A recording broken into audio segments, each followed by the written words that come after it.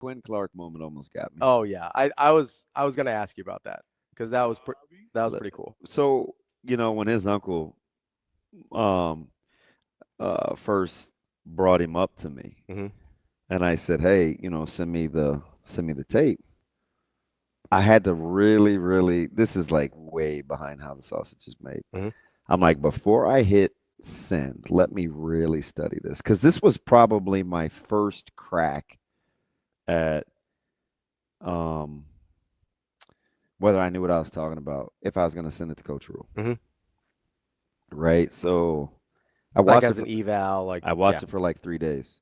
This is in January, and VJ and I talked about this a ton because when I sent it over to, I'm not. This isn't me saying, "Hey, I went before Rashawn." This is me bouncing ideas off of whether I could be objective or not Hmm. because of how I feel about KC. So a couple of weeks later, I finally sent it over to VJ, and I think his uncle knows Rashawn too. So I didn't know Rashawn was working the same angle I was, but so this was January of that year. I went back, I looked. It was January 21st on the text message from his uncle because I buy all this food from Casey's sister down north when they do the cookouts. So I see her all the time. I was obviously at his funeral and whatever. So um, I almost didn't send it. So I sent it and I called him and I said, "Hey, take a look. I understand where he plays. Hmm. I said, I'm just giving you his real measurables. He can grow." Now, I know Coach Rhule, but I don't know Coach Rhule yet. Like, Yeah, at this point, right? yeah, he's not to the point where he can cuss me out and then call me back. Like, we're not anything yet Yeah, other than just acquaintances basically. right. Yeah. And I never told this story. I don't know the story. He never got back to me. Really? Never got back to me. He didn't say, "I'll take a look." Now, since then, Hmm. there's always immediate feedback, Yeah. but he never said anything. So Casey gets to camp and or QC gets to camp Hmm. and they offer him and he sent me a he coach I when I talked to Coach Rule, he said, "Nice work on the eval." But for 4 months Didn't say a word. I'm pooping a brick. Like, oh my God. You're like, I'm never sending this guy an eval That's again. exact listen. He probably That looked at you like, what's this guy doing? that's exactly what I said to myself. Yeah. I'm like, well, shot my shot. That didn't go well. Dead dog serious. I second guessed myself. Yeah. So, and then I go back to, his honesty with me outside. He's obviously been to the house. Like, DB, I'm not going to lie, man, your boy couldn't get lined up right. Like, he's just his self awareness Hmm. and, like, kind of what he's after. The dude, he loves Nebraska. Yeah. Like, I don't know. I mean, maybe if Caleb gets a pick or he scores, it'll be different. Yeah. But if I was in my fields on Saturday, it was over Clark. I was say you're gonna be in some trouble.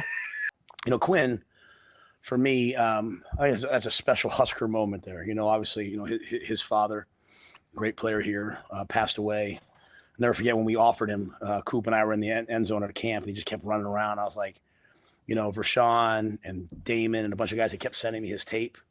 And I said, we'll get him to camp. And he came to camp, and he's running around, this big athlete. I remember walking up finally and being like, because we were in Memorial. We were in the north end of Memorial. I said, well, where's your mom? He said, she's right there. So, ironically enough, she was standing there. I said, walk over here. And we offered him a scholarship in the end zone at Memorial Stadium. And, just think about, his father not being there, but probably looking down on him in a place that meant a lot to him. And so, he scored that touchdown. Me, like I'm the most like non-celebrant. I yelled at Dane, like, go get that ball. And we got it for him. And Quinn's a guy that's coming on. Makai, I knew Makai was coming. I was really proud of Makai. Like, the only time, him and I are both from PA, so we talk a lot of trash to each other. The only thing he said to me all night was, hey, on kickoff, he's like, you want me to make another tackle on kickoff? Because he made a tackle on kickoff. So a lot of those guys are really good players. Their time is coming. My challenge to the guys, both before the game and at halftime, was, to finish the game and have a killer instinct and not let people lie around. And I thought we did that. We're in there. I called everyone up, and even Marquise was like, "Yeah, we've never done this before. We've never had a 68-0. Again, that's not an FCS game. That's a group of 5 team, and so happy for them that they did that. It's just just won't, at the end of the year, we won't be talking about this game. So we did it. Now we got to move on. Welcome back, Hurrdat Sports, live, presented by Centris Federal Credit Union, SDB. I'm Ravi, Lulla. I want to dive back into Nebraska here. I'm just trying to go back and find this text. As we wrap up the show, the one about Quinn Clark.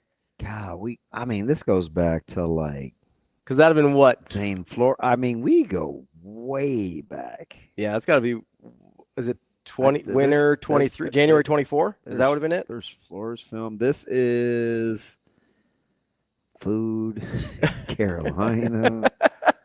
Jiminy Christmas. Yeah, it's January. So that's obviously a super cool moment for Nebraska, for Quinn Clark, but it kind of embodies this thing, and he mentioned it there in the. Well, I took a leap of faith in this guy early. Yeah. Oh man. On who, Quinn or on Coach Rhule? Coach Rhule. This dude could have been like, "You're an idiot." Glad he didn't. Oh, you know what it was? Check out this date. That is January 11th, 2023. That's early. You want me to click on it? That's early. Yeah, that was a message sent to me. Yeah. About Quinn.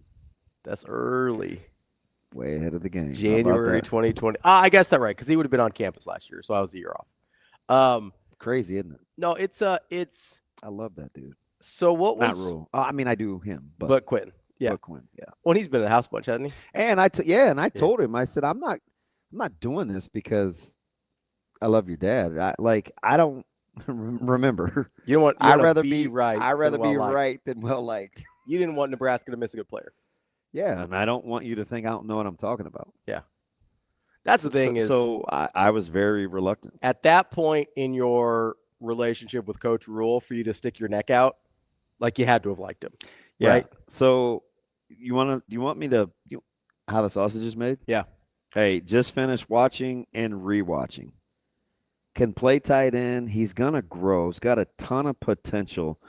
I like the way that he can high point balls, and he's pretty fluid. It's almost kind of like he's made of clay. His dad was the late, great Kenny Clark, all bias aside. Mm-hmm. So I take it back. He did reply. Okay. I'll have our guys check it out. Appreciate it. Oh, there you go. Yeah. And then it went dormant. Radio silence. Yes. So let me ask you this about the cool, man, to look back at that. Shout out Coach Rhule for. Let me ask you this about the Quinn Clark eval, because you said, hey, maybe he can play tight end. Were you not sure about the top end speed without him being at camp? No. So that's cool. That's cool. Yes. I'll show you the film. Okay. I can't tell. It's far away. Number one. Mm-hmm. So you don't know competition he's got. I'm scrambling. Yeah. Who are they playing against? Yeah. I'm exhausting all options. Like I said, this took 3 days. Mm-hmm. Normally I can just eyeball it and be like, yeah, I know what that is. Yeah. But I do want to know who he's playing against. And so there's a couple reasons I'm gun shy. Yeah. Terrell Newby. Sure. And Leon Jackson. Oh yeah. So running backs are hard high school evals. For me, I think they're in general hard high school evals. For me, extremely difficult because it's one of the things that I think I know too much. So I'm very gun shy to heap praise on. You know why I think high school evals are hard for me or other people that didn't play the position at a high level at high school is either way, if they look good, you're going to think there's something they're missing. So if they're just running by guys, you're like, well, I don't is that all he can do? I don't see anything else. I don't see any cuts. I don't see any breaking tackles. But then if they're not running by guys, you're like, oh, do they have the top for those end guys? speed? I think I know what I'm looking for. Do they have the explosiveness? You know what I mean? But I think it's a harder eval than people think. For me, the toughest thing for me to get a handle on is wide receiver. Yeah. I mean, I can do running backs. I think wide receiver offers similar challenges, right? If he's making a lot of contested catches in high school, it's like, well, can he get open? And then if he's just running by guys, you're like, well, is he just a speed merchant? Like there's, I think, especially, and that's why the level of competition matters a lot in some of these evals, right? You're feeling like, okay, if he's playing 6A high school Texas ball, You're like, okay, if he's running by guys, that's something. Yeah, like Right. I'm down on the field, and I just finished doing the deal with Jess, and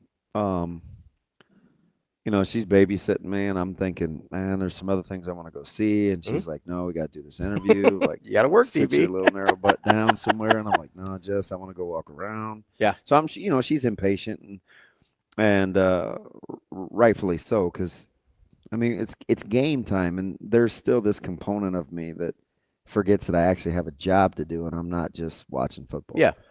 So I'm walking around, and I go to watch wideouts, and I'm wondering why in the world that Akron has D linemen like down in the corner of the offensive line warming up, Mhm. and freaking Raiola's just going bonkers. Like, you don't want those guys in his end zone. Yeah. You know what I mean? And I love it, right? And he wants those guys to not want them in the end zone. So it's dicey Mhm. for as much as Akron and Nebraska can be. And I go down, and I'm on the wrong side because I forgot that Nebraska was on the Yeah, they switch sidelines. press box side. Yeah. I'm dead. This is a true story. No, I believe I it. was so. Well, it's muscle memory, right? I walk over to the other side. Nobody's over there. Yeah. I'm like, man, I don't want to see these wide receivers. You're like, where all my friends go? Well, I'm going back to see the DBs, right? Like, I want to see the DBs. That's why I want to go. I give him a pregame hug. So I was over there. So I was like, well, shoot, I might as well just watch him. And I'm just watching. I'm like, these guys, they got a chance. They're good. Clark, really good. Keelan Smith, he's as good as he wants to be. Like, if he tackles the rigger, Keelan Smith is is legit. So the funny thing? Cortez Mills, Really good. It's gonna be really good. dude's a terror. Yeah. Like, his juice. And I don't even know that you named the best one yet. Oh, it's one of those three. Of the whole group? Of the youngsters. I'm talking about the guys we haven't seen.